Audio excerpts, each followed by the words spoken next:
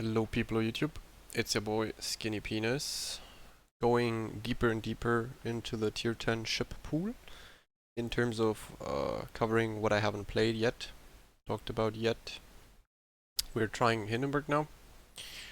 You could potentially make an entire video about a whole bunch of cruisers at once and their playstyle, because they're so limited in what they can or cannot do and how they can and cannot impact the game, that you could just do Goliath, Zhao, Hindenburg, probably even stuff like Yoshino, even though Yoshino has kind of more impact because of the penetration and the AP.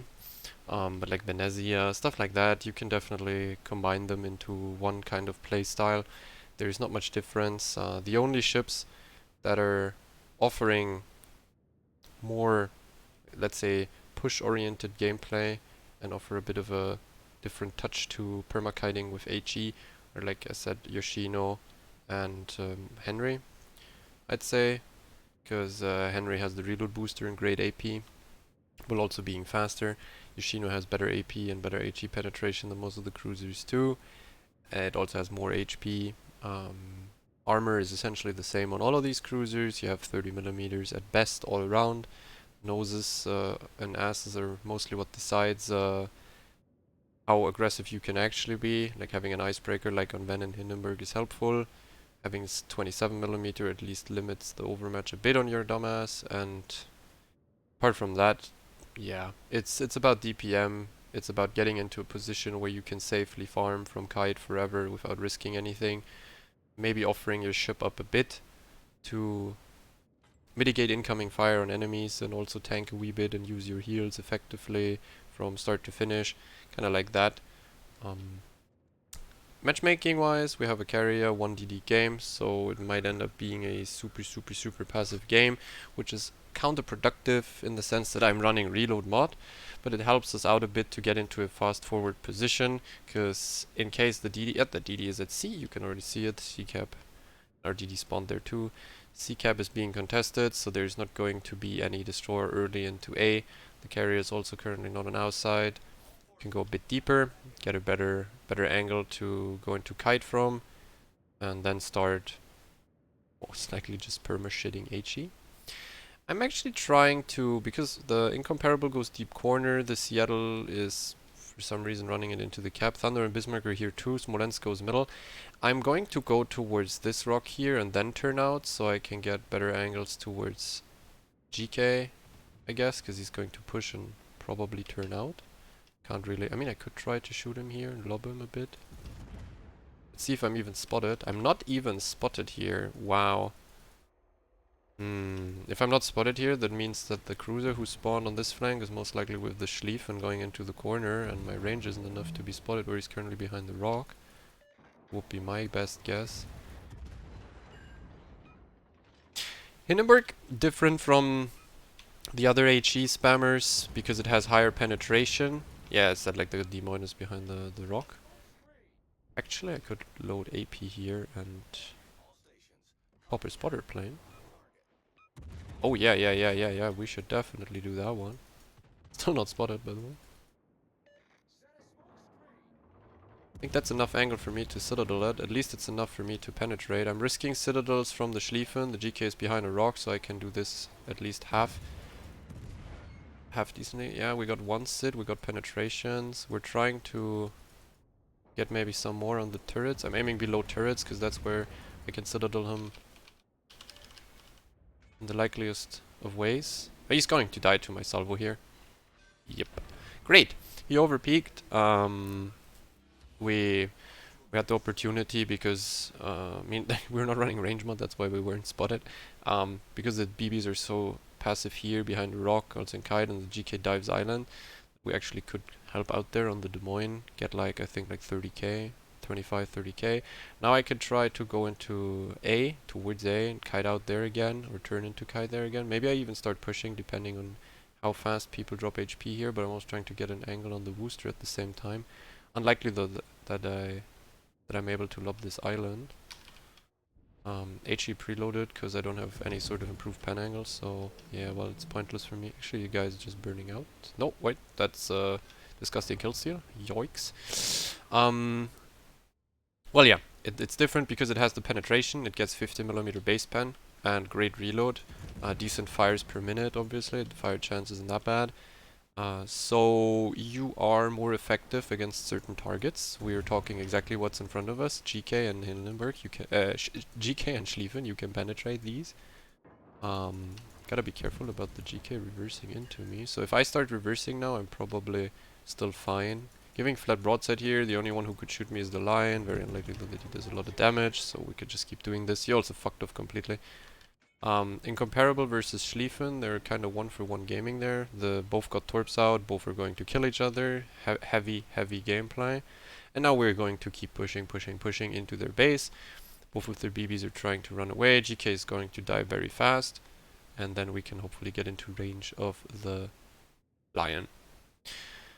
Yeah, I didn't go deep into the corner here because I said the incomparable Seattle, Bismarck, Thunder were all looking to go there. Thunder also turned back. I turned back to middle to be closer to the enemy, kind of, but get better angles and help in that sense. I might even pop a plane now for the Richelieu. The Richelieu is what we have to kill now here. GK is dying without any of our help. I mean, we could try to lob him here a bit. Now I have an angle. He's dead though before my shells even arrive.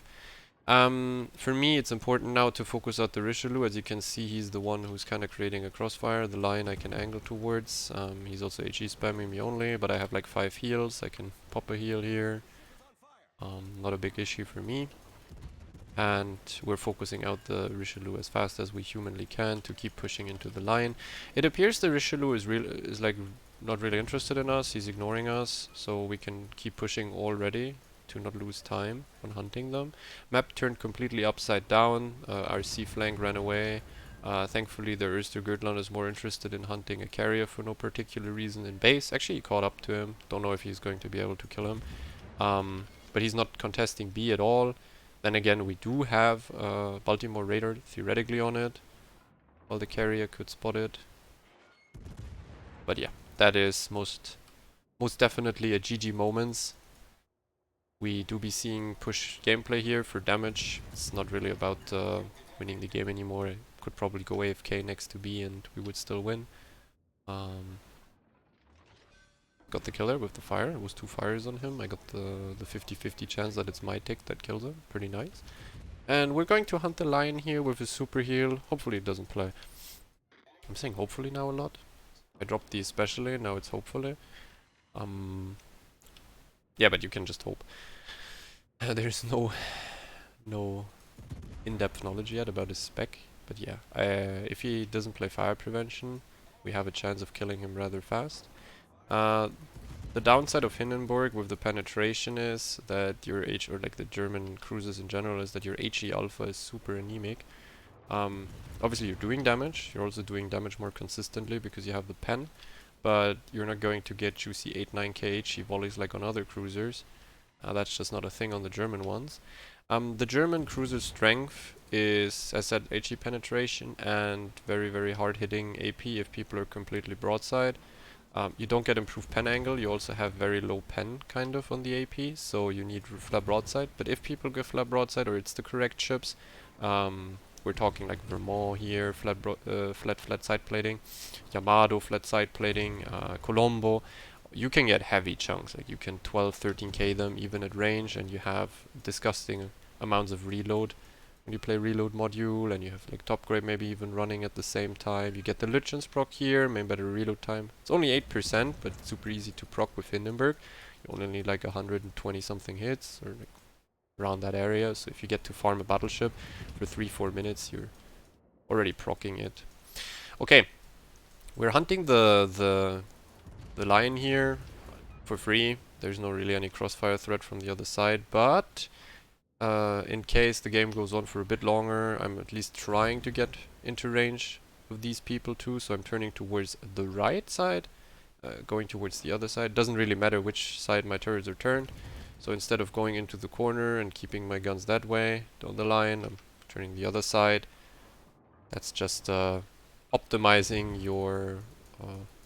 your future position for later when the line dies, because if I would go up to the CB line on the left, 1-2, CB 1-2, something like that, I'd be out of the game for sure. This way I can maybe get angles on other ships or the carrier, because I don't think the carrier turned towards A1. I think the carrier will most likely have gone to the corner of C. There's no ensured way of knowing yet, but World of Warships in general, like the random games, are also about anticipating.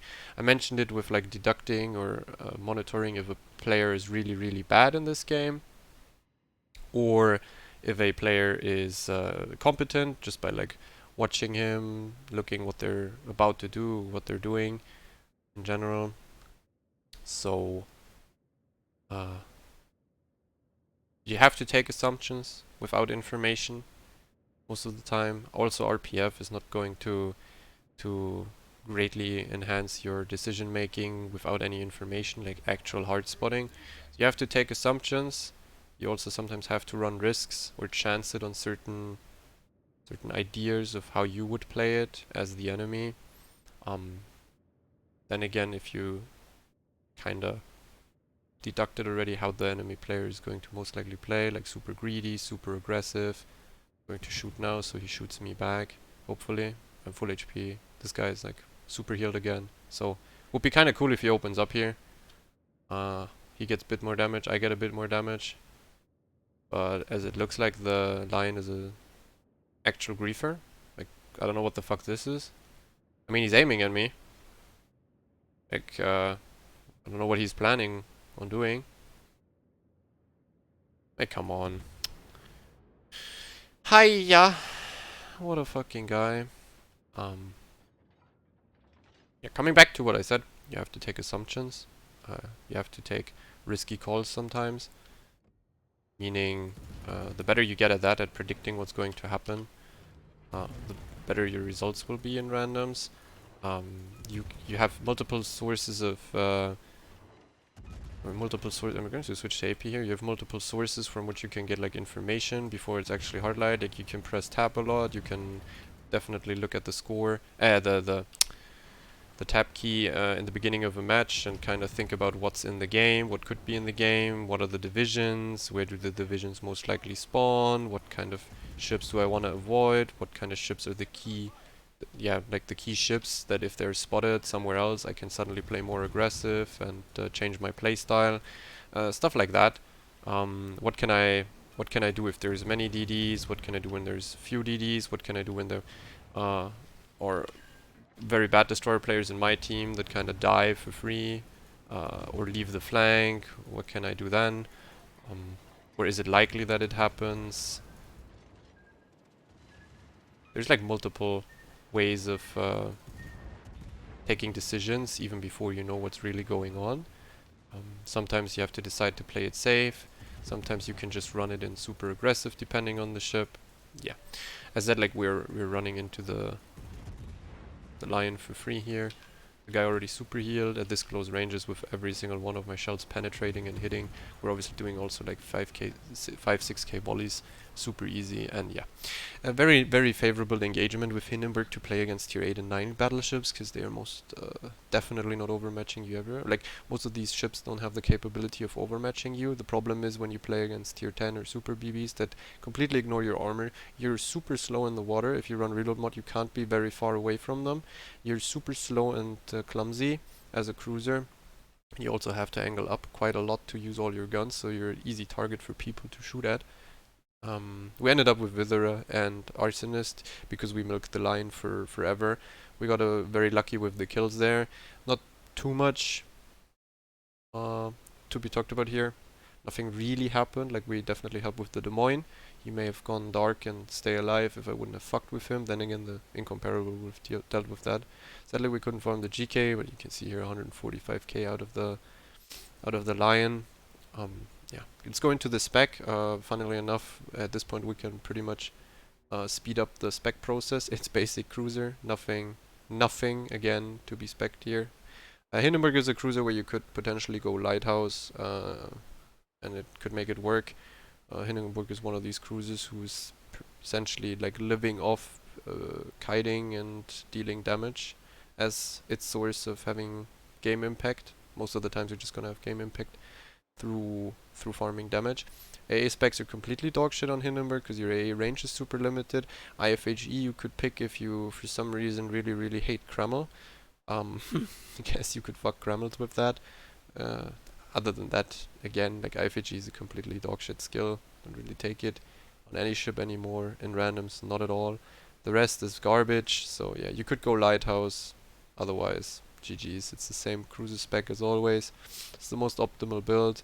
The only way I see to change that is if outnumbered procs more. Then the problem is though that the outnumbered buffs are so good that if you make outnumbered proc a whole lot, then certain ships would become super broken, kind of. Marseille having an 8% speed additionally and 10% better dispersion could be turbo nuts. Run Hydromod, I run Reload. As with any long range or kite HE farmer or general kite cruiser, it's definitely more comfy if you play range mod. I see that. Some cruisers don't need it. Like Yoshino, you're just trolling if you take it.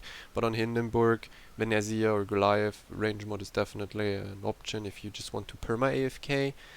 I'm personally going to judge you for that because it's just dogshit gameplay. All of these cruisers then do the same and you're super AFK, very little game impact. But yeah, if you kind of like that, then do it. I mean, you could challenge yourself with the reload, play a bit more aggressive, get funnier situations, more damage if you play it correctly. So yeah, that's definitely what I would do. Yeah, if I remember correctly, like you can drop Superintendent on Hindenburg, and a 1-point skill, like you drop a turret, traverse, or ammo switch, and Superintendent, because you get 4 heals base. They buffed it to that. If you drop that, you could get an additional 4-pointer, and then you could maybe take out numbered, because it's kind of for free, and if it procs, it's pretty fucking disgusting on most cruisers.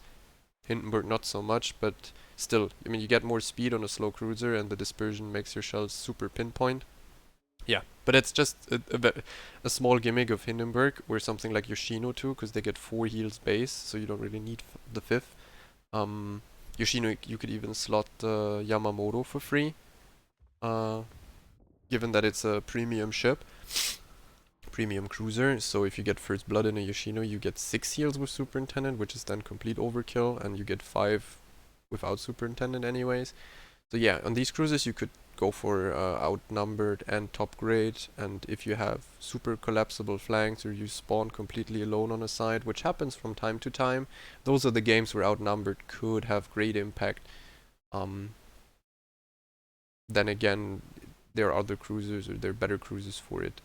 Napoli, Marseille are super cracked with it. Conde is disgusting with it. Anything that already has high base speed and a speed boost getting outnumbered proc is just becoming ridiculous to hit. Yeah. We're having an arms race game here with 4 BBs. Sadly, 2 of them are Vermonts. We also have 2 submarine game and a carrier. First of all, carriers are a big problem. Your AA is super limited in range in Hindenburg, 5.2. It's straight up dog shit. Also, you can be easily spotted by fighters and planes without ever getting it into AA range, like 6.9 AA detect with concealment spec. So yeah, carrier is a problem. Also, you're fat and large and slow to move, so something like a Hakiryu could permafuck me with torpedoes. It also does Citadel me with the AP bombers. And the bigger problem here, and that's unironically a toxic issue for ships like Venezia, Hindenburg, and some other cruisers that are super large, but they have ship-based ASW. I have to press G. Normally you get the 4 key at least for 8-kilometer range on most cruisers, but on these kinda cruises you just have to run away from the submarine forever. There's no way you go above a submarine in a Hindenburg while not dying to someone else, because you have to shuffle a broadside while angling to sub-torps. Or, like, even if it's a dedicated 1 versus 1 against the submarine, he can just shotgun you free as fuck. Your gun damage, then again, thinking about the low HE alpha, your gun damage is not gonna kill a full HP sub ever. Ever. I guess you can spot them with Hydro. If they go lowest depth though, you have to be 2 kilometers close. So yeah, the submarines are a problem. It's really bad. Venezia kind of at least gets the option of, if the submarine fucks up once and you get a salvo out, you can do like great damage with the SAP, like 10k and plus hits at sometimes on submarines. It's a viable strat. This carrier doesn't seem to be that good. He kind of missed me by 3 million light years. I don't know if he actually tried to hit the GK or me. But here we have all issues combined. We have 30mm armor, or worse, against 2 Vermonts sitting in base. Closer than you would actually think. I think that's only, I mean, it's 24 km, that's kind of fine. That guy goes for the GK, so I'm turning back. I'm not being aimed at, PT tells me, so I don't have to watch every single second into the enemy spawn as to if someone shoots me or not. Trying to turn back in. Since I'm playing reload, I need to kind of be close. And in these games, I'm going to really struggle to find impact, unless for some reason the enemy ignores me, or certain ships ignore me, or they misplay heavily. And we've already picked up 2 buffs, so off to a great start here with reload and damage. That's definitely good. Both Vermonts are going over. The Conqueror and Moskva are over here, so I can maybe turn out towards middle again and get gun angles on the Schlieffen, and the Vermonts pushing in. Vermont is turning back to base. Other one is camping in base. Carrier's looking for spotting here. Guy is beaching. Take some opportunistic shots from here. For now, since the 2 destroyers is spotted, I can go dark here. Both submarines should have spawned in the flanks. So I can kind of stay here because I can choose to go dark. Unless carrier for some reason decides to grief the fuck out of me. I have like some angles from here on the ships. Also I'm dark even. Tells me that their 3rd destroyer already died on the other side. Ah, okay, that's why. So we're going to chill here. It's probably going to end up being a heavy flank on this side, so we don't have to really maneuver for now. We can just wait. Problematic though that our Kreml is already dead. He got mainly focused out by the submarine. He ate a bunch of submarine torps, probably also DD torps at the same time. Didn't really see the carrier going for him, but kind of disgusting that the Kreml died so fast. That is remarkable gameplay. Your big strength, because of the penetration, is kind of to fuck with Russian cruisers nose in, now that I see the Moskva. Russian cruisers like Moskva, even, yeah, obviously Petro, it has less armor now, but like, yeah. Moskva, Petro, Stalin are ships that you can pretty much grief for free if they choose to go stationary on a rock, because you penetrate them. 50mm, you have 51 pen. Also the kind of the reason sometimes you rarely see a Hindenburg in competitive, and it just parks like close to a smoke and DDs and stuff, and tries to farm out positions that potential Russian cruisers are occupying. Their Moskva died. Trying to help against the DD here. I'm getting flood broadside to the Vermont, but the Vermont is currently not really caring. Against destroyers, you kind of lack the alpha again. Some DDs you could use AP on. Wouldn't be that bad of an option. I'm playing middle, as I said. Sadly, I don't want to shoot now. The guy's actually flooding. Maybe I should shoot. I can pop spotter plane in this situation. I'm really,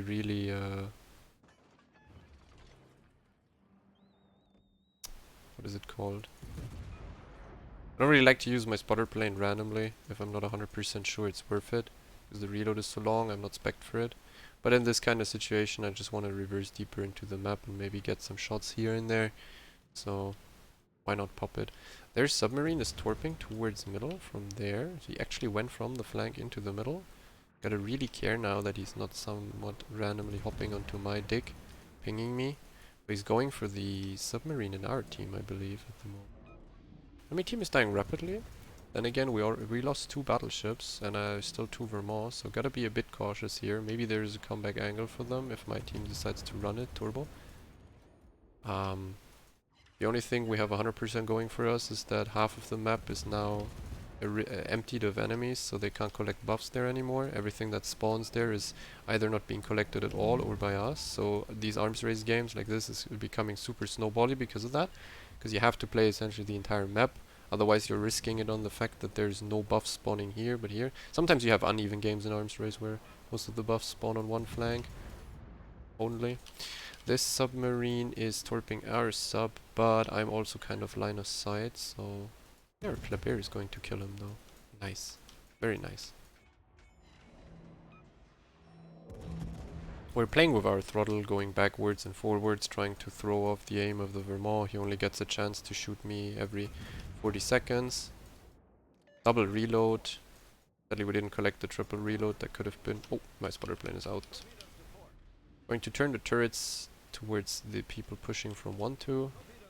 Vermont is hopefully deciding to come back too. We're having really low damage, but as said, with the 2 base camping Vermonts, now the submarines are gone. But with 2 base camping Vermonts, 2 submarines, and a carrier roaming the server, playing aggressive with 17-6 range in the Hindenburg is pretty fucking hard. As you can see, the Vermont is even shooting me permanently from 22 kilometers, because I'm like the only target really at the moment. Still have some time to get some damage, because middle zone hasn't spawned and is not going to spawn for further 30 seconds, and then we have to cap it first. We'll try for some AP volleys here.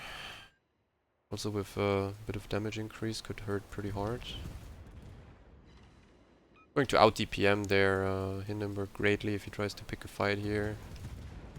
Going to pre-heal since I have 10 million heals anyways. Going to Hydro 2, just in case torpedoes are coming. Well, look at that. Look what the cat dragged in.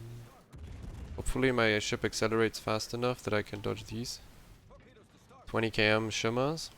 Definitely 20 km shimmers. He's not so close that he would hit me with 12s here. I believe so.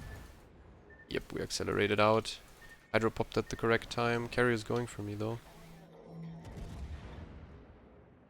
We're going to zero them out the moment these 2 die, I believe. Or is it like 40? I mean, we're most likely going to collect a buff on top of that. Oh, the game is lagging like crazy. The server is super laggy. Well, I mean, you don't have to go necessarily deep into the flanks. It's kind of like the Moskva game. You can also choose to stay more central and use these 2 islands next to me to maybe go dark or cut angles. You're getting focused too hard.